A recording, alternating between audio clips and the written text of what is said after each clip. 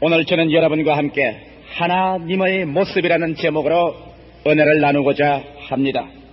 성경 말씀 가운데 보면 선지자 호세아는 외쳐 말하기를 내 백성이 지식이 없어 망한다고 탄식했었으며, 오늘날 세계는 지식과 그 지식을 생활에 사용하여 생활을 편리하게 하고 부요를 얻는 경쟁을 세계 각국에서 하고 있습니다. 지식과 그 활용이 약한 나라는 약소국가가 되고, 지식과 그 활용이 많은 나라는 강대국이 되어가고 있는 것입니다. 여러분이 잘 아시는 바와 같이 석유 파동이 일어나자 세계 여러 나라에서는 새로운 에너지원을 얻기 위해서 그들의 지식을 총동원하여 연구하고 있습니다. 이러므로 장차 우리 석유가 아닌 원자에서나 다른 데서 에너지원이 필연적으로 개발될 것을 압니다. 이것도 또한 지식과 그 지식의 활용에 따라서 생겨나는 것입니다. 신앙생활도 그와 같습니다. 하나님에 대한 지식과 체험이 깊어지면 깊어질수록 신앙은 부유해집니다. 우리는 어떻게 해야 하나님을 더 가까이 알 수 있을까요? 어떻게 하면 하나님을 더 깊이 체험할 수 있을까요? 그래서 우리의 신앙생활이 부유하여 어떠한 일을 당해도 우리가 오늘날 유류파동이 전 세계 공황을 가져온 것 같은 신앙의 공황을 가져오지 아니하고 부유에 처할 줄도 하고 비천에 처할 줄도 알고 범사에 배부르며 배고픔에 일체의 비결을 받아 행한 사도 바울과 같은 신앙생활로 우리는 들어가야 되지 않겠습니까? 오늘날 우리는 하나님을 찾아보기 위해서 우주 만물을 살펴볼 수도 있고 자연을 살펴볼 수도 있습니다. 하나님의 역사상의 섭리도 볼 수 있지만은 이와 같은 것은 마치 반사경을 통해서 간접적으로 하나님을 찾아보려는 같아서 우리 마음에 흡족하지 않습니다. 우리는 어떻게 하면 하나님과 우리가 얼굴과 얼굴을 마주대고 볼 수 있으며 우리의 눈이 하나님의 눈을, 우리의 입이 하나님의 입에서 나오시는 말씀을 들을 수 있을까요? 우리가 하나님의 따뜻한 체온을 느끼고 우리가 하나님을 만났다는 그러한 확실한 신념을 가질 수가 있을까요? 바로 예수님의 제자 빌립이 원하던 소원이 그것이었습니다. 예수께서 마지막 세상을 떠나시기 전에 제자들을 모아놓으시고 난 다음 주께서 위로의 말씀을 하실 때 빌립이 불식간에 예수에게 이런 말을 했습니다. 주님, 떠나시기 전에 아버지를 보여주시옵소서. 우리가 아버지 하나님을 한번 보았으면 마음에 족하겠나이다. 그럴 때 빌립이 말하기를, 예수께서 빌립에게, 빌립아, 내가 이처럼 오랫동안 너와 같이 있으시되 너가 아버지를 아직 보지 못하느냐? 내가 하는 말은 내가 하는 말이 아니요 내 아버지께서 내 입에서 하는 말이요, 내가 하는 일은 내가 하는 일이 아니요 내 아버지께서 내 속에서 나를 통해서 하는 것이라. 그러므로 누구든지 나를 본 자는 아버지를 보았나니라. 성경은 분명하게 예수 그리스도는 하나님의 영광의 광채시여 그 본체의 형상이라고 말한 것입니다. 성경 요한복음에는 분명히 말씀하기를 하나님을 본 자가 없으되 그 품에서 독생하신 예수께서 하나님을 보여주셨다고 말한 것입니다. 이러므로 오늘날 우리들은 영이 있으신 하나님을 체험적 감각적으로 볼 수 없지만은 예수 그리스도를 통해서 나타난 하나님의 모습을 우리는 눈으로 보고 귀로 들을 수 있고 손으로 만져 체험할 수가 있습니다. 그리스도 안에 나타난 그 하나님을 우리가 알게 되고 그 하나님을 아는 지식을 우리 기도 생활에 활용하고 우리 믿음의 생활에 활용할 때 하나님은 오늘날 살아계셔서 우리 가운데 운행하고 나타나게 되는 것입니다. 이러므로 호세아 선지의 탄식같이 내 백성이 지식이 없어 망한다는 이러한 성도들이 되지 말아야 될 것인 것입니다. 하나님에 대한 지식을 분명히 알고 이 지식을 따라 우리가 말하고 기도하고 행동할 때 오늘날 또 하나님은 변혁지 않고 살아계셔서 우리 가운데 당신의 자비와 긍휼과 구원하심과 능력과 은혜를 베풀어 주시는 것입니다. 그러므로 저는 오늘 이 시간에 하나님의 모습을 우리 주 예수 그리스도 안에서 살펴봄으로 말미암아 하나님에 대한 지식을 얻어 우리의 신앙이 부유하게 되기를 바랍니다. 첫째로 우리 하나님은 어떠하신 분이신가? 그는 우리에게 찾아오셔서 삶의 근원적인 문제를 해결해 주시는 하나님이신 것입니다. 성경 말씀 요한복음 4장 1절로 26절에 보면은 하나님께서 우리에게 찾아오셔서 우리를 도적질하고 죽이고 멸망시키고 심판하기 위해서 오시지 아니하시고 우리를 꾸짖지 아니하시고 우리를 불쌍히 여기시고 우리에게 가장 인간의 삶의 근원적인 문제, 우리의 마음속에 부르짖는 안타까운 마음의 호소의 그 원인을 알아서 해결해 줌으로 말미암아 인간 생활의 참된 부여와 생명이 마음속에 넘쳐나오도록 만들어주기를 원하시는 하나님이라는 것을 잘 알 수 있는 것입니다. 성경 요한복음 4장에 보면 예수께서 유대에서 갈릴리로 가는 중에 그 중간에 있는 사마리아를 지나가시려고 결심하셨습니다. 사마리아 사람들은 유대인에 대해서 반발을 하고 예수님을 미워했었습니다. 예수님이 할 수만 있으면 유대에서 빙 돌아서 갈릴리로 가시는데 그날은 강행군을 하셔서 주님께서 사마리아로 가십니다. 제자들이 따라갈 수가 없습니다. 예수님의 발걸음이 어찌나 재촉을 하시고 빨리 걸으시는지 제자들이 뒤에 따라가며 허덕허덕했습니다. 태양이 쨍쨍 쪼이는 사막길을 주님께서 개의치 아니하시고 걸어오셔서 사마리아의 수가성에 오셨습니다. 때가 12시가 되었습니다. 아마 아침 식사를 안 하고 일찍 떠난 모양입니다. 제자들은 배가 고팠었습니다. 예수님을 그 자리에 두고 제자들은 우리는 점심 요기를 하러 들어가겠습니다 하고 시내로 들어가셨습니다. 예수님은 점심 요기를 할 생각도 없습니다. 아침도 굶으시고 정오의 점심때가 되었는데도 밥 잡수실 생각을 하지 않습니다. 태양은 쨍쨍 머리 위에 비치고 목이 타고 온 전체가 불붙는 같이 덥습니다. 이와 같은데 수가성 우물가에 예수님은 앉아서 그 누구를 기다리는 간절한 모습으로 주님께서는 사람을 기다리고 있습니다. 이상한 일입니다. 이 들판에 우물에 인적이 끊어지고 더구나 12시 정오 뜨거운 태양빛을 쬐이며 누가 우물가에 물을 기르러 올리도 만무한데 예수님은 누구를 그렇게 간절히 기다리는지 모르겠습니다. 예수님은 방금 동리를 내려다보십니다. 사람이 물길로 오르는 그 길을 주님께서 또 살펴보십니다. 그러고 난 다음 주님께서는 학수고대하고 누구를 기다리십니다. 제자들이 떠나고 난 다음 잠시 후에 저 멀리서 그림자 하나가 나타난 것입니다. 물동이를 어깨에 걸머매고 한 여자가 나옵니다. 얼굴에는 수건을 덮어쓰고 온 몸을 천으로 감고 그런 허덕허덕하면서 그 길을 걸어 나옵니다. 뜨거운 태양빛 아래 검은 그림자를 길게 던지면서 그는 우물가에 왔었습니다. 그는 아무에게도 상관을 하지 않으셨습니다. 관념을 두지 않으셨습니다. 우물가에 앉으신 예수 그리스도를 바라보고도 그는 조금도 관심을 기울이지 않고 우물가에 와서 동이를 내려놓고 다래박을 내어서 우물 속에 넣어 물을 길르려고 하는 것입니다. 예수께서 그 장면에 그 여자를 보고 말을 거셨습니다. 바로 예수께서 찾아오신 것은 그 여자였던 것입니다. 예수님은 하루 종일 오전 전체를 걸려서 강행군을 걸어오신 것이 바로 이 수가성에서 정오에 물을 길러러 찾아온 이 여자 한 사람을 만나기 위해서 주님 오신 것입니다. 주께서 즉시 그 여자에게 말씀을 걸으셨습니다. 여자여, 제게 물 좀 주십시오.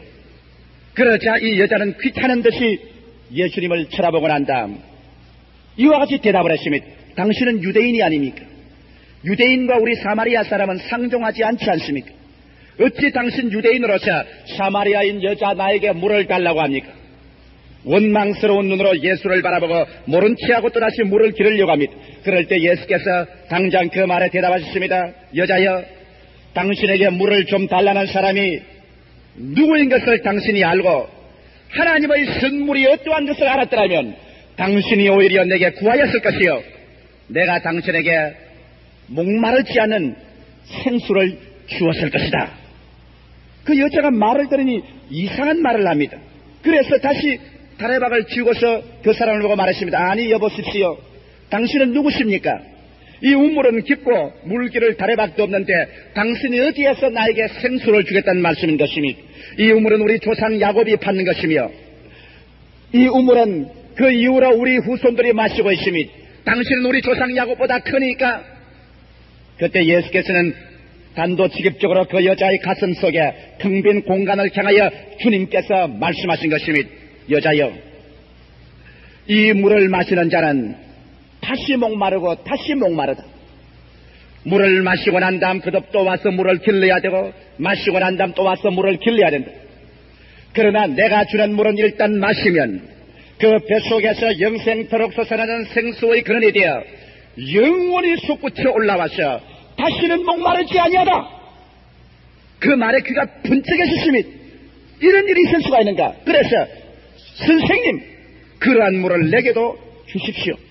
내가 그 물을 마시고 난 다음 다시는 목마르지 아니하여 이 우물가에 오지 않게 하여 주시옵소서. 이 예수 그리스도와 이 여자와의 대화 속에는 암시적인 말이 다분히 있는 것이며 그는 그 야곱의 운물의 물 문제뿐 아니라 인생의 운물을 말하는 것이며 이 여자가 말한 대답에도 그런 의미가 농후하게 있는 것이며 세상의 물을 그득 마시고 세상의 물을 그득 마셔도 마음속에 흡족함은 없고 갈급함은 여전한 것이며 그러나 예수께서 말씀하시기를 내가 주는 물을 일단 한 번만 마시고 나면 다시 세상 물을 찾아 허덕이지 않아도 된다는 것이며 여자가 물을 달라고 하셨으며 예수님은 이제 여자의 근원적인 문제를 파헤쳐 들어가는 것이며 당신의 남편을 데리고 오시오. 그러면 내가 그 물을 드리리. 이 질문을 받고 그 여자는 잠시 머뭇거렸었으며 잠시 생각해 보았었으며 그러고 난 다음 이 분에게는 자기의 생애 전체를 말해도 괜찮다고 생각했으며 나는 남편이 없습니다. 예수께서 무릎을 탁 치시면서 하신 말씀이 정직하오. 당신 말이 옳아요. 당신은 남편이 없어요. 당신은 남편을 5번이나 갈아제꼈어요. 여자는 눈이 휘둥그레졌으며 당신이 지금 데리고 사는 6번째 남자는 역시 당신의 남편은 아닙니다. 그 말을 듣자마자 이 여자는 그 눈에서 비늘이 떨어지는 것 같았으며 하하 내 앞에 서 있는 이분은 보통 사람이 아니라 선지자로구나. 그래서 말하기를 내가 보니 당신은 선지자로소이다. 우리 조상들은 이 사마리아에서 예배를 드려야 하고 당신네 유대인들은 예루살렘에서 예배를 드리려고 하는데 어떻습니까? 이제는 예배 이식을 가지고 나옵니다. 그때 예수님은 당장 그 말을 다시 돌이켰습니다. 여자여 이 산에서도 말고 예루살렘에서도 말고 진실로 하나님을 예배할 때가 오나니 하나님은 신령과 진정으로 예배하는 자를 찾으시느니라. 하나님은 영이시라. 하나님을 예배하는 자는 신령과 진정으로 예배할 것이지 무슨 사마리아에서나 예루살렘에서나 장소와 공간에 한정되어 있지 않으니라. 여자가 말하기를 우리는 그것이 무엇인지 복잡해서 모릅니다. 메시아가 오실 것인데 그 메시아가 오시면 이것을 우리에게 알려줄 것입니다. 그때 예수께서 말씀하기를 바로 쳐다보시오. 내가 바로 메시아요. 내가 바로 세상을 구원하러 온 구주요. 이 여자가 나사렛 예수를 쳐다보았으며 그 눈이 예수의 눈과 부딪혔으며 그의 모습이 예수의 모습과 부딪혔으며 예수 그리스도의 그 놀라운 메시아의 은혜와 사랑이 그 영혼 속에 파고 들어왔으며 그는 예수 그리스도 앞에서 자기의 인생 전체가 벌거벗은 것처럼 드러나버리고 말한 것이며 그는 자기가 죄인이요 자기가 부정한 여자인 것을 분명히 예수께서 알면다 불구하고 그 죄를 지적하지 아니하시고 말씀하신 그 말씀 전체가 그 여자의 마음속에 꿰뚫어져 이해되기 시작한 것입니다. 아 그렇다. 내가 5 남편을 갈아치긴 것은 5번 우물물을 갈아치긴 것이 아닌가. 예수님이 하신 말씀은 그 말이 아닌가. 그 여자의 마음속에는 주마등같이 그가 지나온 과거가 기억이 나셨으며 아마 그 여자가 처음 결혼한 남자는 부잣집 남자임에 틀림이 없었을 것이며 그래서 부귀영화를 누려보려고 했지만은 그런 부귀영화를 가졌으나 마음의 갈등과 갈급함이 가득 차고 그 남편의 부정과 음탕과 방탕과 집을 지키지 아니하며 그런 인생의 모든 허물을 느끼고 그 가정을 박차고 나왔을 것이며 그는 그 마음속에 분명히 그때가 기억나셨으며 그래서 나는 그 부잣집 우물물에서 물을 마시다가 그가 내 마음을 채워주지 못해서 그 우물을 버리고 내가 나왔겠지. 2번째 내가 남편을 대한 것은 어디였더라? 그렇지 학자의 집이었지. 나는 부자의 몸소리가 났어. 돈 있다고 자랑하고 음란하고 방탕한 그 남편의 몸소리가 났어. 점잖하고 얌전한 학자를 택해서 내가 그 집에서 우물물을 마셨지. 그 속에서 우물물을 마시면 학자의 그 선한 사람과 같이 살면 영원히 내 마음속에 만족을 줄 줄 알았지. 그래서 2번째 시집을 갔잖아. 학자집에 갔었지. 아침과 저녁에 학자는 늘 책만 들고 있었지. 밤늦게까지 책을 들고 있었지. 그럼 아무렴 그랬었다. 그는 이발을 하지 않았었어. 늘 책만 읽고 있었으니까 내가 가위로 억지로 머리를 깎아 주어야 했지. 손톱과 발톱이 길어지고 목욕을 하지 않아서 내가 목욕을 시켰지. 물로 갖다가 덮어 씌웠지 않아. 학자집에 가니까 배가 고파 먹을 것이 없었지. 있는 것 다 팔아서 책을 샀지. 그리고 그런 아내보다도 책을 더 사랑하고 그 학자 친구들과 모여서 있는 것 없는 것 다 팔아서 먹고 마셨지. 나는 인간 대우를 못 받아서 그 집 우물에서도 물을 마시고 했으나 내 물에 마음에 만족을 주지 못했었지. 그래서 내가 그 집 우물도 떠나고 말았어. 3번째 내가 또 시집을 갔지. 나는 이상에 불타는 여자야. 나는 목적을 찾고 싶어서 인생을 그냥 허무와 공허를 가지고 살고 그대로 지날 수는 정말 없었던 거야. 사람들은 날 보고 욕을 했지. 음란한 여자라고 말을 했어. 죄인이라고 말했지. 죄인이라고 해도 좋아. 음란한 여자라고 해도 좋아. 내 마음속에 인생은 한 번밖에 살지 못하는데 이 갈급함을 가지고 그대로 지날 수야 있나? 이 마음에 불타는 마음을 가지고 그대로 지날 수는 없었지. 그래서 세 번째는 나는 씁쓸하고 인간미 있고 평민으로서 필부로 함께 살 수 있는 장사꾼에게 시집 갔던 거야. 그 집 우물을 마셨지. 장사집에 가면은 그래도 사람 좋고 인생에 위선이었고 그저 이 하루하루의 사는 생활 가운데 돈 모아가면서 내 돈 내 수고해서 모아서 살면 재미있다고 생각했지. 그래서 장사집 마누라가 된 거야. 그 집에서 우물물을 마셨지. 그러나 그 집 우물물도 얼마 마시고 있지 않아 보니까 피곤하고 지쳐버리고 말았어. 장사를 하자니까 아침 새벽 4시 아니면 5시에 일어나야 돼. 그래서 시장에 가서 물건을 떼와야 돼. 점포문을 열어야 돼. 그러고 난 다음 물건을 파니까 수많은 사람하고 이야기를 해. 어떠한 사람은 사람이 좋지만 다른 사람은 사람이 나빠. 물건을 자꾸 만지고 태산처럼 쌓아놓고 난 다음에는 획 돌아서 나가지 않아. 그런 것 보고 욕을 안 하고 견딜 수가 있어. 욕을 하면 도로 대받쳐 욕을 하지 않아. 마음이 상했어. 재고품이 쌓여져. 그러고 난 다음에 물건을 팔고 집에 들어오면 밤 11시, 12시가 되도록 장부 정리를 하면 지쳐서 잤지. 1년 내내 살아도 남편하고 한번 다정하게 이야기 한번 해줄 것도 없고 서로 놀러 간 적도 없지. 다정하게 차를 마시고 서로 웃어본 적도 없지.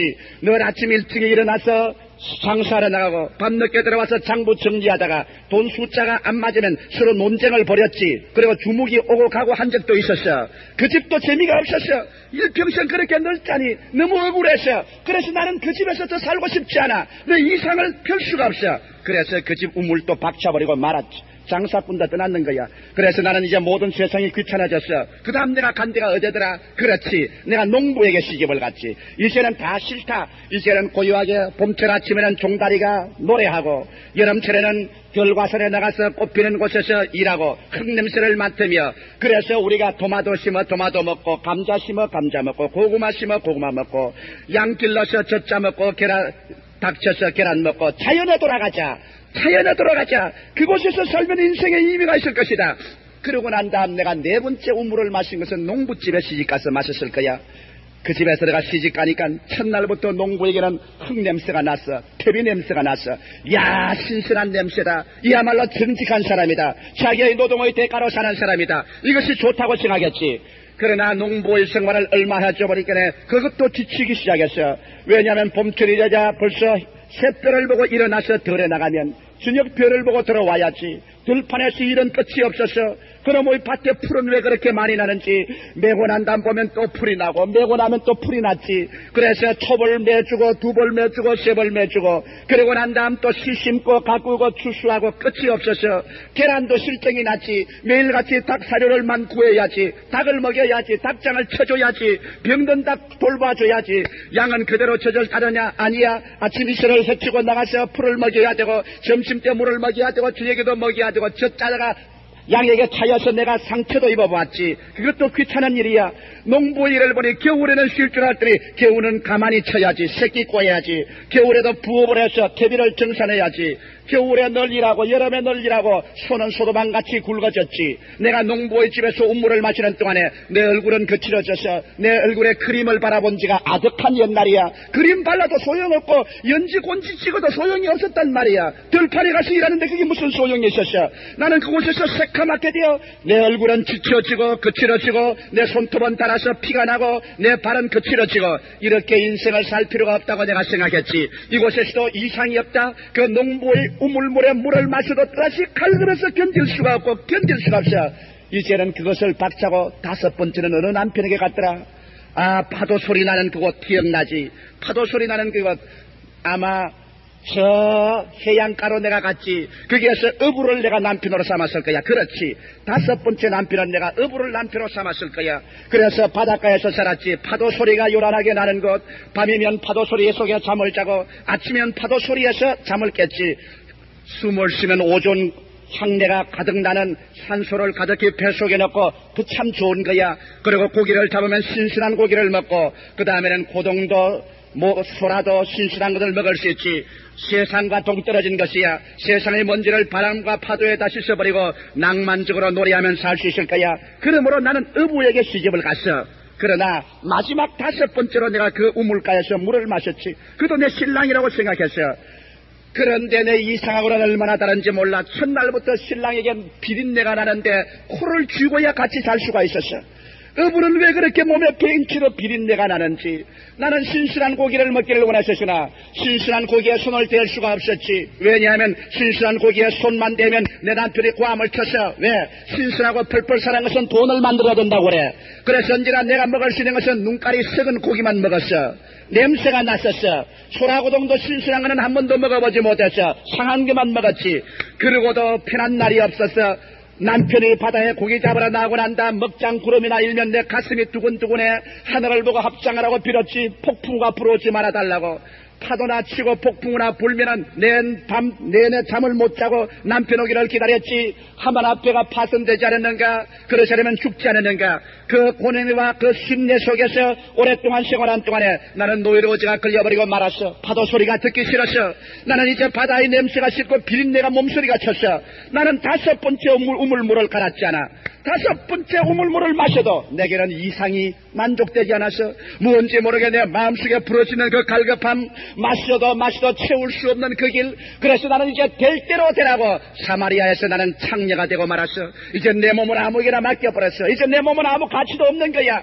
이제 나는 될 대로 되라고 사는 거야. 인생에는 목적이 없어. 어디에서 와서 어디를 가며 무엇 때문에 사는지 아무도 그것을 말해줄 사람은 없는 거야. 내 가슴 속에 텅 빈 공간은 그대로 안고 이렇게 지쳐서 사는 거야. 그런데 이분이 누군가? 예수 그리스도 메시아 앞에 서서 나 이 죄를 낱낱이 안다. 5번 남편을 갈아치긴 것을 알지만은 이분은 왜 나를 꾸중하지 아니할까? 이분은 왜 나를 욕하지 아니할까? 이분은 왜 나를 심판하지 아니할까? 저 바리새 교인들은 날 보고 음란한 여자라고 그랬다. 저 사두개 교인들은 날 보고서 죄인이라고 말했다. 저 유대인들은 나를 상종하지 않으려고 했다. 나는 죄인이다. 그러므로 나는 심판을 받아야 된다. 율법적으로 나는 부림받은 여자다. 그런데 이분은 누군가? 나를 보고 죄인이라고 말하지 않았다. 나를 심판하지 않았다. 죄를 짓고 불의하고 추악하고 버림을 받아야 마땅한 내가 죄 지은 그대로 못난 그대로 버림받아야 될 그대로 능마와 같은 인생으로 그리스도 메시아 앞에 서는데 그는 나를 꾸짖지 아니하시고 내 마음속에 말하기를 네가 5번 우물물을 갈아서 마셨지.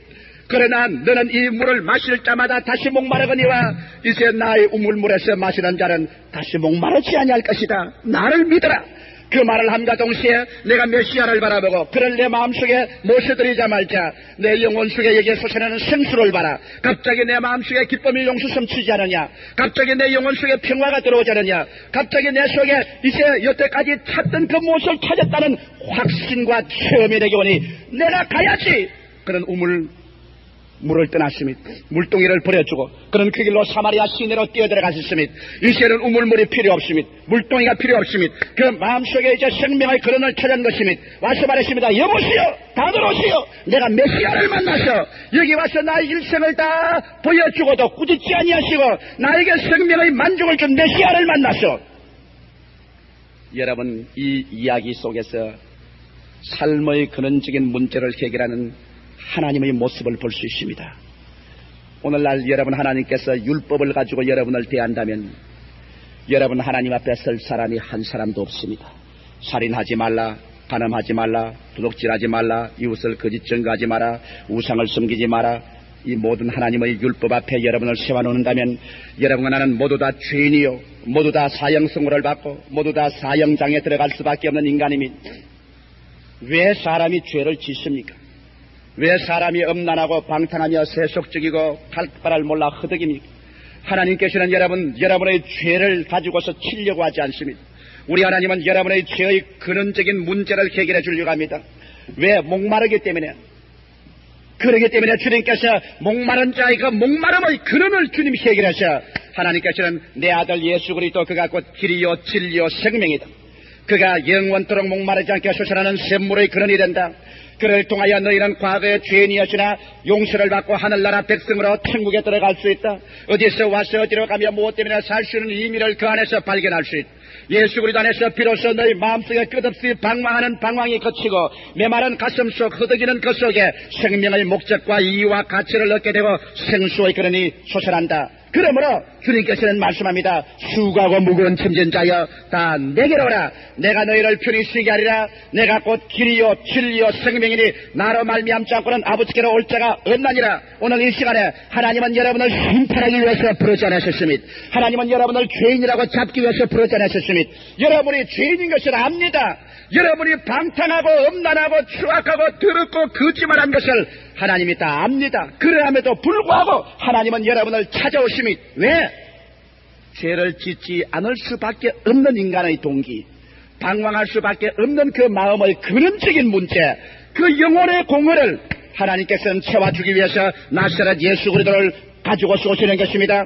에레미야서 2장 13절에 하나님께서 말씀하시기를 내 백성이 두 가지 악을 행하였나니 곧 생수의 그런 데는 나를 버린 것과 스스로 웅덩이를 판 것인데 그것은 물을 저축하지 못할 터진 웅덩이라고 말한 것입니다. 오늘 수없이 많은 사람들이 생수의 그런 대신에 하나님을 부르고 웅덩이를 파시나 그 웅덩이는 터진 웅덩이입니다. 돈의 운물을 파헤쳐봅니다. 지위와 명예의 운물을 파헤쳐봅니다. 권세의 운물을 파헤쳐봅니다. 쾌락의 운물을 파헤쳐봅니다. 얼마 동안 물이 채이는 같으나 그 우물물은 터진 것이라 세월이 가고 날이 가며 터져 그곳에 세워놓은 모든 마음의 쾌감과 즐거움은 사라지고 마는 것입니다.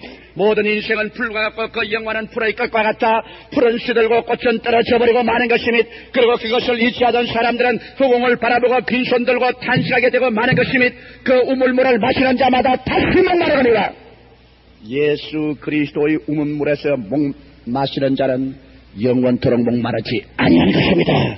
이것은 어찌할 수 없는 인간의 실존인 것입니다. 인간의 현실인 것입니다. 이러므로 여러분께서 오늘 이 시간에 생수의 근원 되시는 예수를 찾아오시고 인간의 힘으로 쓸데없이 운물을 파헤치고 터진 곳에 물을 부어 그곳에 만주고 들려가는 죄를 짓지 말아야 되는 것입니다. 하나님은 어떠한 분이신가? 삶의 근원적인 문제를 해결하기 위해서 그 아들 예수를 가지고 우리의 마음속에 찾아오시는 그분이 바로 하나님이신 것입니다. 둘째로 하나님은 어떠하신 분이신가? 하나님은 치료자로서의 하나님이신 것입니다. 여러분, 우리 인생들은 아담과 하와가 하나님을 반역하고 에덴을 떠난 그때부터 병든 인간이 되고 마는 것입니다. 하나님과의 조화가 깨어졌습니다. 자기 양심과 현실의 조화가 깨어진 것입니다. 자기와 자기 부인과의 조화가 깨어진 것입니다. 부모와 자식과의 조화가 깨어진 것입니다. 그러므로 사람들은 정신적으로 이율배반적인 갈등을 가지고 에덴에서 나왔었습니다.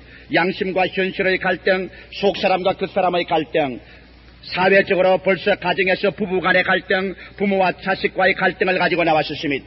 그로부터 시작해서 오늘날까지 우리는 개인적으로 마음의 갈등 속에 병들어 허덕입니다.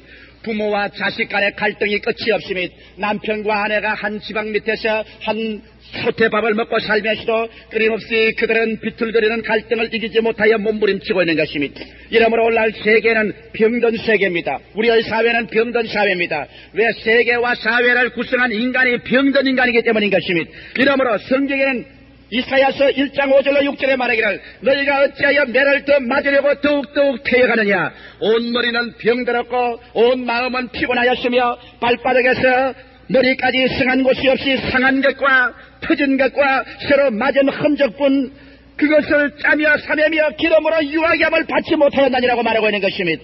오늘날 세계는 병든 세계요. 오늘날 인간은 병든 인간의 실존인 것입니다. 우리 인간 한 사람을 두고 생각해봐도 내가 영적으로는 죄책과 정죄감, 죄악으로 말미암아 병든 인간이요. 가슴속에는 흠우와 무의미로 말미암아 텅 빈 공간을 가지고 병든 인간이요. 육체는 쓰라린 병에 앓고 오늘날 날이 갈수록 더 많은 사람이 암에 쓰러지고 고혈압에 쓰러지고 신경성 노이로제에 쓰러지고 위장 폐장병으로 쓰러져가고 있는 것입니다. 그리고 육체는 죽습니다. 흙이 됩니다. 절망적으로 병든 것이 인간입니다. 어느 때 미국이 제일 처음 달에 인간을 쏘아 올렸을 때 서울대학교 나가는 학생이 이제는 이미 졸업하고 사회로 나왔지만은 그가 날 찾아와서 아주 이기양양하게 말했습니다. 목사님, 이제는 목회 사표를 내는 것이 좋습니다. 그 무슨 말이냐? 이미 인간이 과학이 발달되어 로켓을 타고 달에 올라가셨습니다. 달에다가 국기를 꼽았습니다. 이러한 시점에서 신이 어디 있습니까? 하나님이 어디 있습니까? 이제는 성경은 끝장났습니다. 이제는 저 고고학적인 하나의 저서에 불과합니다. 이제 하나님은 없습니다. 그러므로 정직하게 목사님은 목회를 그만두고 신은 죽었다 하고서 물러나는 것이 좋을 것입니다. 나는 그래서 그 청년의 말을 듣고 난 다음에 웃으심이, 청년아, 그렇게 신이 쉽게 죽을 수 있었다면 나는 처음부터 예수를 믿지 않았을 것이. 내가 이제 가상으로 자네하고 이야기를 한번 해봅시다. 자, 사람들이 이제는 큰 비행기를 만들어서 로켓선을 타고 달나라에 이사를 간다고 하자. 내가 자네에게 묻겠는데 달나라에 가도 감옥이 필요하겠나? 가만히 생각하지. 감옥이야 필요하겠죠. 그 중에도 도둑놈이 있을 테니까. 그렇지. 그럼 감옥 감방을 만들어야 된다. 달나라에 가도 캬바레나 바나 음란이나 댄스홀이나 그런 것으로 사람이 자기의 마음의 만족을 얻기 위해서 몸부림치는 그러한 오락기구를 가질 필요가 있겠나? 사람이야 그런 게 있어야 살죠. 그거 없이 삽니까? 좋다. 달나라에 가서도 공동묘지가 있겠지. 그건 왜 물어요? 아니 달나라에 가도 공동묘지가 있겠지. 그야 사람이 죽으니까 공동묘지에 기는 죽었다고 말하고, 이제 과학이 발달되어 인간은 하나님이 필요 없다고 말했지. 인간의 과학이 아무리 발달되어도 과학을 타고 있는 운전사인 인간은 병든 인간이야. 인간은 죄책에 짓눌리고 그 마음의 허무와 공허로 말미암아 몸부림치며 삶의 목적이 없고 그 육체는 절망적으로 죽는 거야. 과학이라는 배를 타고 비행기를 타고 있는 그 인간이 병든 인간이야. 그러므로 병든 인간을 고쳐줄 메시아가 필요한 거야. 병든 인간을 고쳐줄 하나님은 지금도 필요한 거야. 인간이 과학을 가졌다고 해서 이제는 하나님이 필요 없다고 생각하는 것은 가장 어리석은 거야. 오늘날처럼 인간이 병든 시대는 없어. 병든 인간은 인간이 고치지 못해. 그러므로 종교 아니고는 이 병든 인간은 못 고치는 거야. 오늘날 우리는 치료자로서의 하나님이 이때처럼 필요한 때가 없습니다. 여러분, 오늘날 인간은 과학이 극도로 발달되었지만은 과학이 인간에게 행복을 갖다 주었습니까? 인간의 정치가 자본주의, 민주주의, 공산주의하고 나왔지만은 오늘날 여러분 현실사회 우리가 세상에서 말하는 이상적인 정치 체제라고 말하는 것들이 우리에게 참 행복을 갖다 주었습니까? 공산주의자들은 말하기를 자기들이야말로 제일 나은 정치적인 체제다. 모든 사람에게 공평하게 재산을 나누어주고 먹을 것 입을 것을 준다고 하는 그들이 오늘 역사상의 가장 무자비한 노예제도와 가장 무서운 착취기관으로 변화된 것을 여러분 보고 인간을 가전 동물과 노예화하는 집단적인 살인기구로 변화된 것을 우리는 보고 자라는 것입니다. 이러므로 오늘 우리에게 필요한 것은 치료가 필요합니다. 여러분과 나의 마음에 피맺힌 마음, 우리의 고통, 우리의 갈등을 고쳐줄 자가 있겠습니까? 누가 이것을 고쳐줍니까? 돈입니까? 치유입니까? 명예입니까? 쾌락입니까? 어떤 분 제게 와서 하는 말이, 목사님 삶에 의미가 없습니다. 이제 사는 것이 무슨 필요가 있습니까? 돈 좀 모아서 살려고 할 때는 돈 모은다고 온 정열을 기울이고 일을 했는데 집도 사고 돈도 모으고 하나니 그 다음 마음의 공허를 견딜 수가 없어. 이제 어떻게 할까요? 남은 여생을 논페이들하고 좀 놀아볼까요? 논페이들하고 좀 춤도 추고 연애도 좀 해볼까요? 그것이 인생의 해결책이겠습니까? 여러분, 아마 논페이하고 놀아채끼면 1시간이나 2시간이나 육체의 말초 신경을 자극하면서 그 흥분에 정신없이 빠져들어갈 것입니다. 그러나 그 흥분이 식어지는 그때는 잃어버린 자기의 순결성, 자기의 양심, 자기의 인격에 짓밟힌 것, 이 모든 것 이후에 다가오는 공허로 말미암아 전에보다 더 무섭게 병드는 자기 자신을 발견하고야 말 것인 것입니다. 그러므로 해결점은 없습니다. 어디에 가야 해결할 수 있습니까? 여기에 우리 치료자로서의 하나님이 예수 그리스도 안에서 나타난 것입니다. 예수께서 말씀하기를 내가 온 것은 건강한 자에게는 유언이 쓸데없고 병든 자에게 쓸데이므로 있으므로 의사로서 왔다는 것입니다. 마태복음 8장 1절로 17절에 보면은 기막힌 치료자로서의 하나님을 보여주는 것입니다. 예수께서 산에서 내려오시니 여기에 문둥병 환자 한 사람이 뛰어나왔습니다. 온 전신에 문둥이가 걸려 흐물흐물합니다. 그는 자기 집에 아마 처자가 기다리고 있을 것입니다. 그러나 문둥병에 걸린 사람은 동리에 들어갈 수 없습니다. 사람들이 곁에 오지 못하게 나는 부정하다 외쳐야 됩니다. 그런데 예수가 산에서 내려오고 무리들이 갖추는데 그가 감히 성한 사람에게 나타났다가는 돌로 맞아 죽을지언정. 그러나 그것조차 그는 각오하고 난 다음 예수 앞에 뛰어나와서 그 발 앞에 엎드려 섰습니다. 주여, 나는 문둥병 환자입니다. 원하시면 나를 깨끗하게 하실 수 있나이다. 모든 사람들은 놀라서 뒤로 물러섰습니다. 문둥이다. 모든 사람들은 일제히 그 손에 돌을 들어서 그를 치려고 했을 것입니다. 예수님께서 손을 막으셨습니다. 그러고 난 다음에 예수께서 그 사람 보고 가까이 나오라 하셨습니다. 가까이 나옵니다. 수건을 벗겼습니다. 온 전체가 골마 터졌습니다. 예수님께서 그 맑고 희고 깨끗한 손을 그 머리 위에 얹으셨습니다. 예수님의 손 사이로 고름이 삐걱삐걱 삐어져 나옵니다. 예수님의 몸 전체가 문둥이 위에 손을 얹으셨으니 그러고 난 다음 주님 말씀하셨습니다. 내가 원하노니 깨끗함을 받으라. 주의 그 말씀이 떨어지자마자 하나님의 성령의 불이 임하셨습니다. 그 사람의 얼굴이 화롯불같이 달아오르기 시작하더니만 문둥이의 그 껍질은 드덕드덕 말라서 떨어지고 그 사람들 보는 앞에서 그 모습은 변하여 성한 사람으로 변화되버리고 마는 것입니다.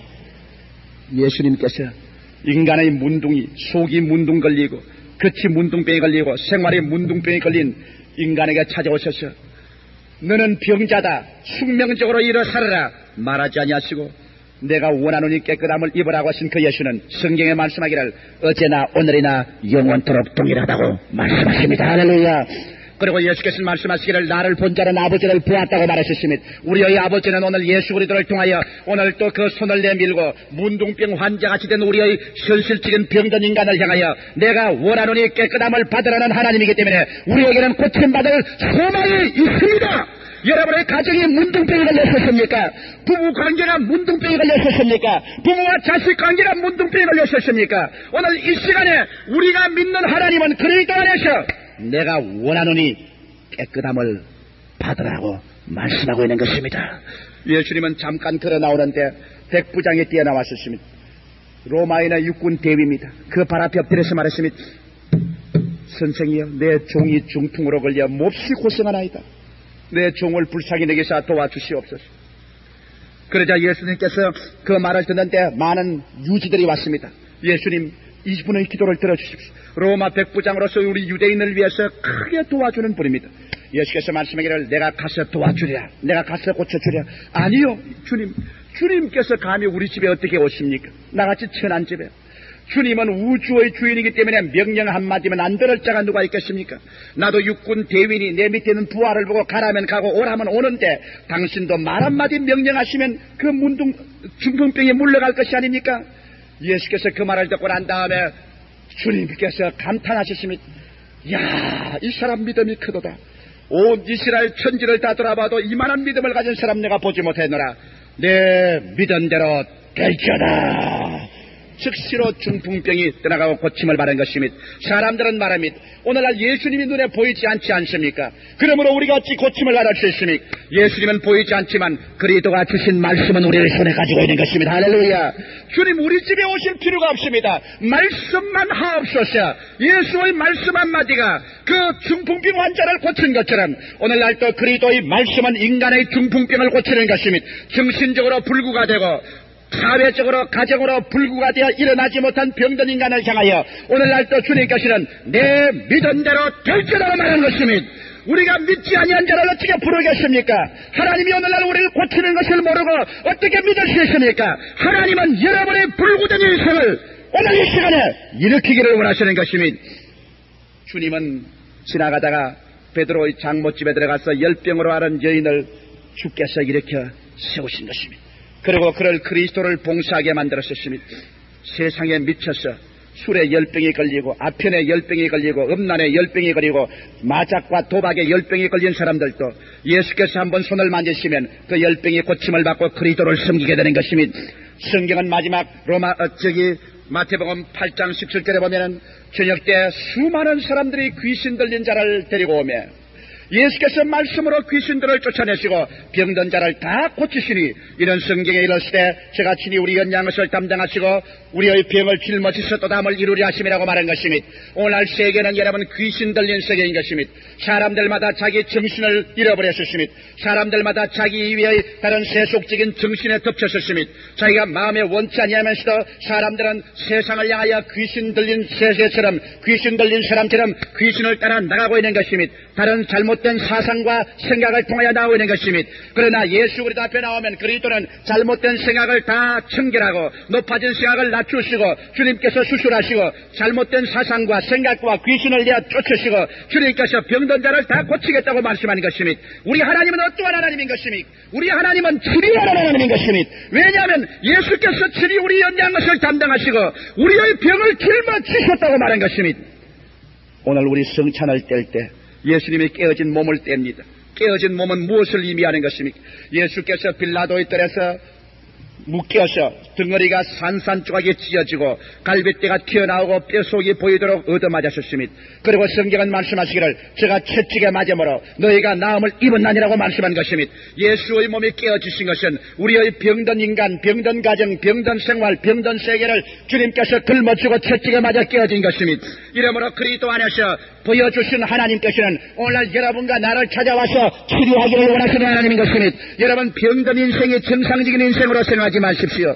병든 가정이 정상적인 가정이라고 생각하지 마십시오. 병든 가슴을 부둥켜 안고 이것이 정상적인 인생 생활이라고 생각하지 마십시오. 병든 육체를 짊어지고 운명처럼 이렇게 살아야 된다고 생각하지 마십시오. 여러분과 내가 이 시간에 믿고 신뢰하는 하나님은 여러분의 병든 몸을 치료하는 하나님인 것입니다. 치료자인 것입니다. 그런 변하지 않으셨습니다. 성경은 말씀하기를 대개 여호와는 변이 없지 아니했다고 말씀하십니다. 하나님은 어느 곳이나 계십니다. 하나님은 먼데 있는 하나님은 안 되시고 가까이 있는 하나님만 되느냐고 성경은 말하고 있는 것입니다. 지금 오늘 이 시간에 이 성찬을 뗄 때 여러분께서 영육간의 병고침을 받게 되시기를 예수 이름으로 축원합니다.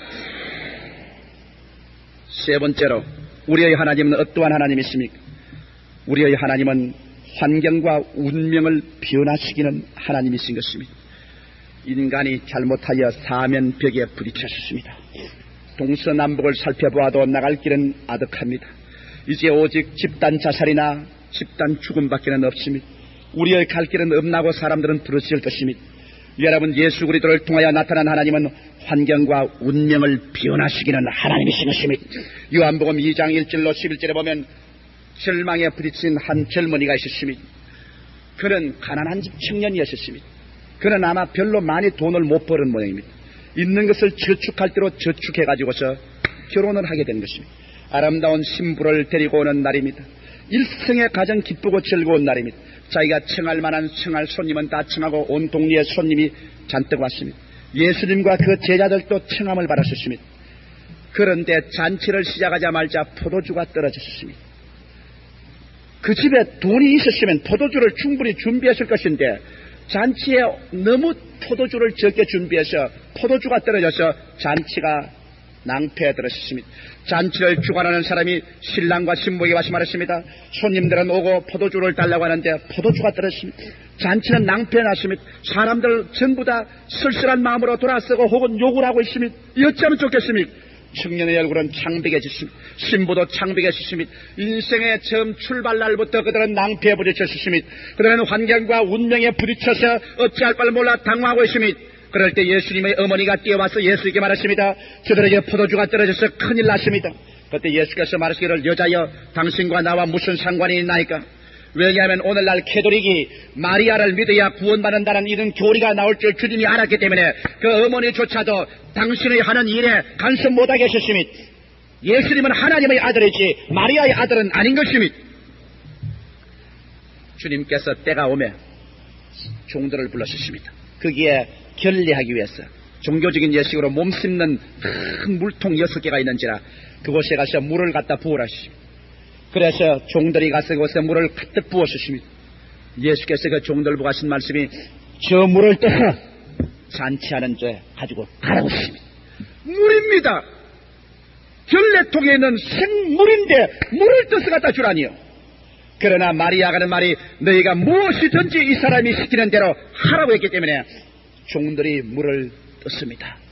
그래서 잔치하는 집에 가지고 가니 물은 변하여 포도주가 되었습니다. 사람들이 그 물을 마시고 난다는 말이 야, 처음 포도주보다 나중 포도주가 더 맛있고 좋다고 말하셨습니다. 이것은 무엇을 의미하는 것입니까? 이것은 예수께서 행하신 첫 기적입니다. 예수님이 왜 제일 처음 기적을 행하실 때 물을 포도주로 변하신 것입니까?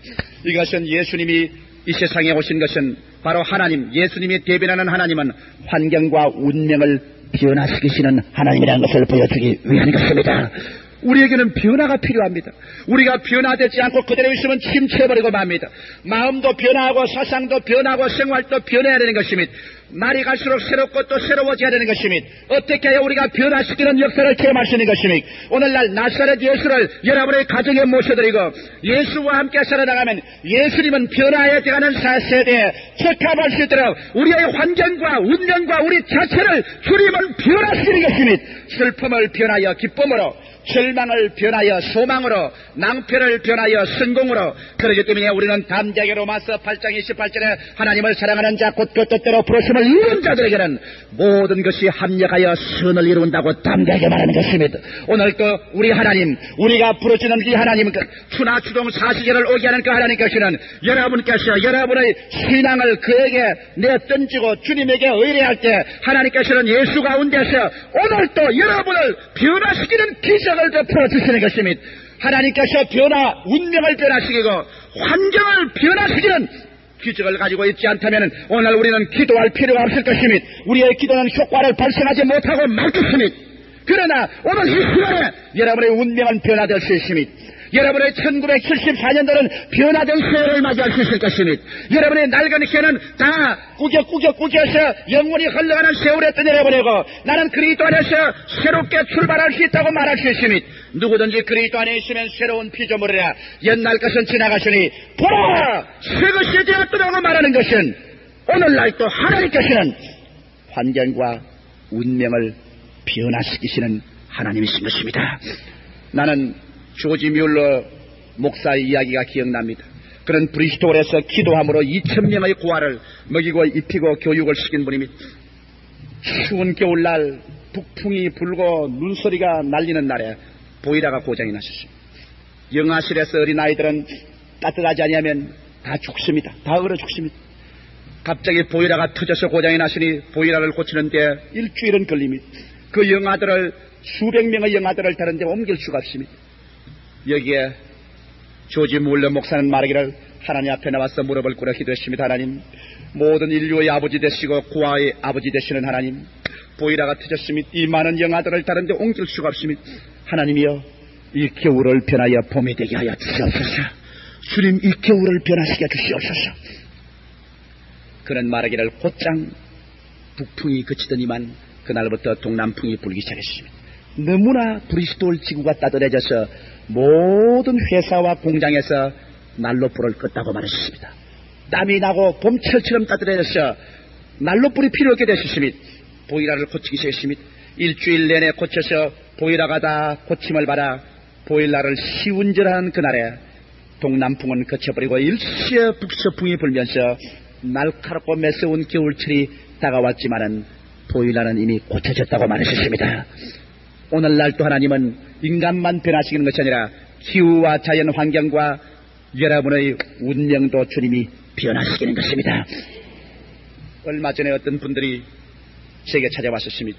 상당히 인테리 분이신데 제게 찾아와서 신앙 상담에 창백한 모습으로 왔었습니다. 목사님, 안 갈 건데 우연히 친구집에 갔다가 관상제의와 이름 바꾸는 사람이 와 있기에 그 사람에게 관상과 이름을 봐준다고 그래서 우연히 봤지요. 보니까 그분이 우리 남편 이름을 살펴보고 난 다음에 당신 남편은 죽을 이름을 가지고 있다고 말하셨습니다. 병들어서 조사할 운명의 신이 이름을 갈지 않으면 안 된다고 말합니다. 내가 차라리 우리 그 이름 바꾸는 사람 안 들었으면 걱정이 없을 것인데 이름 바꾸는 사람의 이름을 듣고 난 다음 우리 남편은 그 이름 가지면 죽는다고 하는데 목사님 어떻게 합니까? 우리 남편 보고 가서 내가 이름 바꾸다 하니까 천부당 만부당하고 이리 뛰고 저리 뜁니다. 어떻게 합니까? 이제 나는 큰일 났습니다. 밤잠도 아니오고 절망에 처했습니다. 그래서 내가 말하기를 자매님 참 날 잘 찾아왔습니다. 내가 이름을 바꾸는 것이 아니라 운명을 바꾸어주는 분을 소개해드리겠습니다. 관상제에는 이름을 바꾸라고 하지만은 나는 운명을 바꾸어버리는, 그래서 그 이름이 해당이 안 되는 그러한 분을 소개해드리겠습니다. 예수 그리스도이십니다. 성경은 말씀하기를 누구든지 그리스도 안에 있으면 새로운 피조물이라 옛날 것은 지나갔으니 보라 새 것이 되었더라. 그리스도 안에서 여러분의 운명은 변화되어버리고 마는 것입니다. 바다의 파도를 잠잠케 하시고 무리로 걸으시고 오병이어로 5,000명을 모이고 12바구니 남기시는 그 주님께서는 오늘날 또 여러분에게 새 희망을 주십니다. 내일은 오늘보다, 다음 달은 금번달보다, 몇 년은 금년보다, 영원한 미래는 오늘날보다 영원히 나아지게 하는, 변화시키는, 그래서 우리에게 소망을 주는, 생명을 얻고 더 풍성히 얻게 하는 좋은 그리스도가 오늘 여러분에게 와 계신 것입니다. 바로 우리 하나님은 여러분을 변화시키는 하나님인 것입니다. 네 번째로, 우리의 하나님은 죄를 피 흘리기까지 미워하시는 하나님인 것입니다. 성경에 보면 하나님이 죄인을 미워한 적은 없습니다. 죄인은 불쌍히 여겼지만은 죄인이 입고 있는 그 죄의 옷은 주님께서 미워하셨습니다. 여러분, 하나님께서 죄를 얼마나 미워하신지 압니까? 예수 그리스도 그 친아들께서 온 세상 죄를 겟세마네 동산에서 다 받아 마셨습니다. 그래서 예수께서 우리의 모든 인류의 죄를 다 짊어졌을 때 하나님은 당신의 외독자여 그 영광의 광채시여 그 모습이신 그 아들이라도 아버지께서 내어 던져버리셨습니다. 그 아들의 위에 얹혀진 죄를 주님 심판하실 때 그를 십자가에 못 박으셨습니다. 예수께서 자기를 보고 아버지라고 부르는 것을 허락하지 않았기 때문에 예수께서 하나님을 향하여 몸부림치며 말하셨습니다. 하나님이여, 하나님이여, 어찌하여 나를 버리시나이까? 태양은 비치고 바람은 불고 먼지는 나고 수족에서 피는 철철 흐르고 목은 마르고 사람들은 다 떠나고 원수들은 욕을 하고 6시간 동안 십자가에 매달려 몸부림치는 그리스도의 고통이 얼마나 극심했던지 그는 견딜 수가 없었습니다. 목마르다. 혀는 천장에 붙고 이틀은 다 무너지고 뼈는 다 으그러지고 그 몸부림 속에 죄를 한 번도 짓지 않고 죄를 알지도 못하신 하나님의 아들이 바로 여러분과 나의 죄를 대신 짊어지고 그는 십자가에 올라가신 것입니다. 바로 이 사항을 예수님 오시기 600년 전에 이사야는 이미 말하기를 제가 찔리면 우리 허물을 인하며 제가 상하면 우리 죄악을 인함이라 제가 징계를 받음으로 우리가 평화를 누리고 제가 채찍에 맞음으로 우리가 나음을 입었도다. 우리는 다 어린 양같이 그릇 행하여 각기 제 길로 갔거늘 여호와께서는 우리 무리의 죄악을 예수님에게 담당시켰다고 말씀한 것입니다. 하나님께서는 죄를 얼마나 미워하시는지 죄를 짊어진 그 예수 그리스도를 산산조각을 내셨습니다. 오늘 마시는 이 피는 예수께서 십자가에 죄 때문에 흘린 피입니다. 이 깨어진 이 몸은 십자가에서 죄 때문에 깨뜨려진 그 몸인 것입니다. 그래서 우리 하나님께서는 예수의 십자가의 피와 예수 그리스도의 그 몸을 먹고 마심으로 죄사함을 받고 하나님의 백성 되게 하지만은 만일 여러분 오늘 이 온 세상 사람이 그리스도를 믿지 아니하고 죄에서 용서함 받지 못하고 그 죄를 계속 짊어지고 있으면 주께서 호령과 천사장의 구함과 하나님의 나팔로 진이 하늘로 쫓아 강림하셔 주의 몸된 교회를 다 이 지상에서 들어 올라오고 난 다음 죄만 남아있는 세상을 하나님 바라볼 때 그 세상을 주님께서 가만히 두시겠습니까? 성경은 말씀하기를 하나님께서 세상을 심판할 때 그 보좌에서 나와서 몸부림치고 부르시오니 세상하는 여인이 몸부림치고 부르시는 것처럼 부르시겠다고 말한 것입니다. 하나님께서 세상하는 여인같이 죄를 사하여 몸부림을 칠 때 여러분 온 세상은 어떻게 되겠습니까? 온 세상이 흔들리고 흔들리며 깨어지고 침방같이 흔들리며 새들은 다 날아가고 인간의 생명은 초계같이 불타버리고 말 것인 것입니다. 이러므로 우리 하나님은 죄를 미워하십니다. 죄인은 건짓이나 죄는 미워하십니다. 지금도 미워하십니다. 마지막 다섯째로 우리 하나님은 아버지십니다. 예수께서는 우리를 보고 형제라고 말씀하시고 하나님을 보고 아버지라고 말하셨습니다. 예수께서 부활하셔서 마리아를 만나셨을 때는 말이 너는 빨리 가서 베드로와 제자들에게 내가 나의 하나님 너희 하나님 나의 아버지 곧 너희 아버지께로 간다고 하라고 말한 것입니다. 여러분 아버지와 자식이라는 것은 참 깊은 관계가 있습니다. 아버지와 자식을 그렇게 쉽게 생각하지 마십시오. 이 세상에 내가 아버지고 남의 자식 주워와서 내가 자식이 되어도 아버지 자식은 깊거든 하물며 내 살과 내 피를 나누은 친륜의 관계로서 아버지 자식으로 부르게 될 때는 그것이 얼마나 깊은 연관성이 있는지 압니까? 그 자식이 잘못해서 못되게 굴면은 못되게 굴수록 그 자식 때문에 아버지가 몸부림칩니다. 몇 번이나 아버지가 말합니다. 이놈의 자식 내 아들 아니야. 이제 내 자식 아니야. 이 자식 집에도 들어오지 말게 해. 말은 그렇게 하죠. 그렇게 하지만 그 가슴에 묶인 그 밧줄이 그를 끊지를 못합니다. 나는 제가 결혼하기 전에 자식을 낳기 전에 부모와 자식 사이를 굉장히 가볍게 보았었습니다. 뭘 그래? 못되게 굴면 그까지 다 내버려버리지 뭐 그까지 무슨 고민이야. 한 분은 제가 카운셀링을 아주 잘 몰아앉히겠습니다. 늙은 할머니 한 분, 청춘 과부가 되어 외아들 키웠는데 이놈이 말할 수 없는 탕자입니다. 온갖 죄를 자짓고 이 집에 있는 것 다 갖다 팔아먹고 그 호르몬이를 그저 이리 치고 저리 치고 발길로 차고, 그래서 그 어머니가 예수를 믿고 교회에 와서 통곡을 하고 울고 하루는 나에게 신앙상담 왔습니다. 목사님, 내가 겨우 이 몸을 움직여서 먹고 사는데 조그만 돈만 모이면 이놈 와서 홀딱 다 가지고 갑니다. 세상에 내 가슴에 못을 박고 내가 살 수가 없습니다, 목사님. 그래서 나는 그때 총각 때니까 그 말을 들어보니까 꼭 할머니가 바보 같아요. 그래서 이거 아이고 할머니도 못났어. 그걸 버려버리지, 그걸 자식이라고 아직까지 메고 있어요. 할머니 그런 자식은 없는 것이 더 좋으니까 버려버리고 이사를 가버리고 다시 찾아가지도 말아요. 그러니까 그렇게 울더니만 도저히 그때는 내가 이해하지 못하는 말을 하셔요. 목사님, 총각이 되어서 아직 모르군요. 나는 그 말 들을 때 상당히 기분이 좋지 않았습니다. 난 다 아는 줄 알았는데. 옛말에 썩은 새끼 목매었던 말이 있어요. 목사님, 썩은 새끼 목맨 것 누가 끊을 줄 몰라요. 음이 된 죄로 내가 몇 번이나 맹세를 하고 몇 번이나 그 자식 다시 안 보려고 해다가도 음이 된 죄 때문에 내가 또다시 그 자식에게 가고 또 그 자식 때문에 웁니다. 목사님. 그리고 아무 해답도 얻지 못하고 울고 나갔습니다. 그래서 내가 팔자라 고생도 팔자라 그랬는데 내가 결혼을 하고 자식을 낳아보니까 아니더군요. 아니라 심장이 끌리고 뼛속이 끌리고 핏줄이 땡기는데 그걸 인간의 사리로 설명을 할 수가 있습니까? 잘나면 내가 잘난 것 같고 못나면 내가 못난 것 같습니다. 부모와 자식, 인간의 혈육관계도 이렇게 무섭습니다. 여러분과 내가 하나님이 일할 때 여러분 종교적인 하나님을 믿습니까? 성경은 뭐라고 한지 압니까? 요한복음 1장 12절에 말씀하기를 이는 혈통으로나 육정으로나 사람의 뜻으로 나지 아니하고 아버지 하나님께로서 난 자들이라고 말하셨습니다. 여러분께서 하나님 아들이 되는 것은 혈통으로나 육정으로나 사람의 뜻으로 난 것이 아닙니다. 부모가 예수 믿기 때문에 나도 예수 믿는다 아니올시다. 내가 마음에 믿고 싶어서 믿었다 육정 아니올시다. 사람의 생각과 뜻으로 믿은 것 아닙니다. 아버지 하나님께서 여러분을 예수 십자가를 통하여 낳은 것입니다. 아버지께서 그 고통을 통하여 여러분을 낳은 것입니다. 그렇기 때문에 여러분 속에 지금 무슨 영이 있는지 압니까? 아들인 거로 하나님께서 아들의 영을 여러분께 주사 아바지라 부르게 하셨다고 말하셨습니다.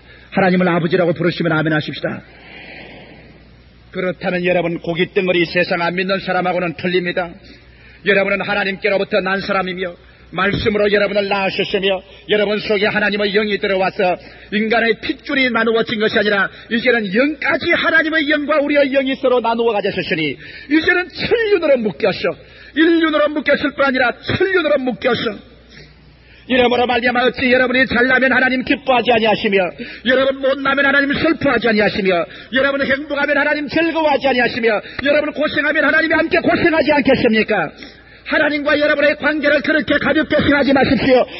오늘 저는 여러분과 함께 하나님의 모습이라는 제목으로 은혜를 나누고자 합니다. 성경 말씀 가운데 보면 선지자 호세아는 외쳐 말하기를 내 백성이 지식이 없어 망한다고 탄식했었습니다. 오늘날 세계는 지식과 그 지식을 생활에 사용하여 생활을 편리하게 하고 부요를 얻는 경쟁을 세계 각국에서 하고 있습니다. 지식과 그 활용이 약한 나라는 약소국가가 되고 지식과 그 활용이 많은 나라는 강대국이 되어가고 있는 것입니다. 여러분이 잘 아시는 바와 같이 석유 파동이 일어나자 세계 여러 나라에서는 새로운 에너지원을 얻기 위해서 그들의 지식을 총동원하여 연구하고 있습니다. 이러므로 장차 우리 석유가 아닌 원자에서나 다른 데서 에너지원이 필연적으로 개발될 것을 압니다. 이것도 또한 지식과 그 지식의 활용에 따라서 생겨나는 것입니다. 신앙생활도 그와 같습니다. 하나님에 대한 지식과 체험이 깊어지면 깊어질수록 신앙은 부유해집니다. 우리는 어떻게 해야 하나님을 더 가까이 알 수 있을까요? 어떻게 하면 하나님을 더 깊이 체험할 수 있을까요? 그래서 우리의 신앙생활이 부유하여 어떠한 일을 당해도 우리가 오늘날 유류 파동이 전 세계 공황을 가져온 것 같은 신앙의 공황을 가져오지 아니하고 부유에 처할 줄도 하고 비천에 처할 줄도 알고 범사에 배부르며 배고픔에 일체의 비결을 받아 행한 사도 바울과 같은 신앙생활로 우리는 들어가야 되지 않겠습니까? 오늘날 우리는 하나님을 찾아보기 위해서 우주 만물을 살펴볼 수도 있고 자연을 살펴볼 수도 있습니다. 하나님의 역사상의 섭리도 볼 수 있지만 이와 같은 것은 마치 반사경을 통해서 간접적으로 하나님을 찾아보려는 것 같아서 우리 마음에 흡족하지 않습니다.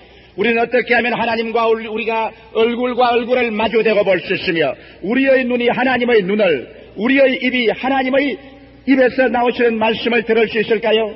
우리가 하나님의 따뜻한 체온을 느끼고 우리가 하나님을 만났다는 그러한 확실한 신념을 가질 수가 있을까요?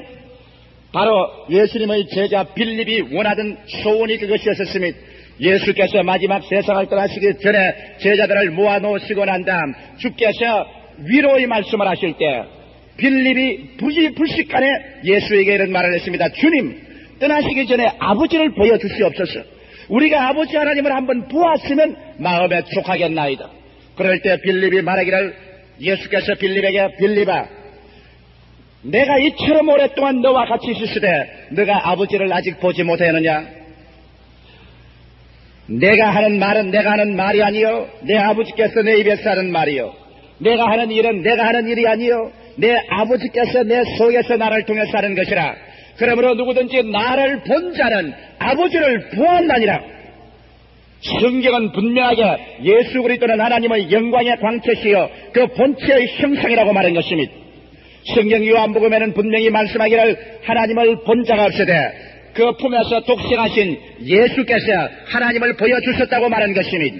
이러므로 오늘날 우리들은 영이신 하나님을 체험적 감각적으로 볼 수 없지만은 예수 그리스도를 통해서 나타난 하나님의 모습을 우리는 눈으로 보고 귀로 들을 수 있고 손으로 만져 체험할 수가 있습니다.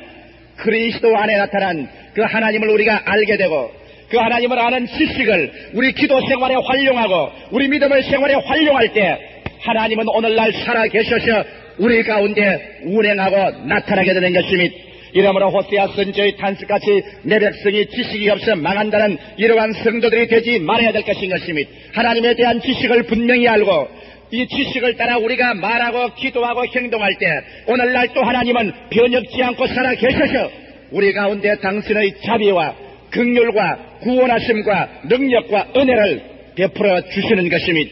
그러므로 저는 오늘 이 시간에 하나님의 모습을 우리 주 예수 그리스도 안에서 살펴봄으로 말미암아 하나님에 대한 지식을 얻어 우리의 신앙이 부유하게 되기를 바랍니다. 첫째로 우리 하나님은 어떠하신 분이신가? 그는 우리에게 찾아오셔서 삶의 근원적인 문제를 해결해 주시는 하나님이신 것입니다. 성경 말씀 요한복음 4장 1절로 26절에 보면은 하나님께서 우리에게 찾아오셔서 우리를 도적질하고 죽이고 멸망시키고 심판하기 위해서 오시지 아니하시고 우리를 꾸짖지 아니하시고 우리를 불쌍히 여기시고 우리에게 가장 인간의 삶의 근원적인 문제, 우리의 마음속에 부르짖는 안타까운 마음의 호소의 그 원인을 알아서 해결해 줌으로 말미암아 인간 생활의 참된 부여와 생명이 마음속에 넘쳐나오도록 만들어주기를 원하시는 하나님이라는 것을 잘 알 수 있는 것입니다. 성경 요한복음 4장에 보면 예수께서 유대에서 갈릴리로 가는 중에 그 중간에 있는 사마리아를 지나가시려고 결심하셨습니다. 사마리아 사람들은 유대인에 대해서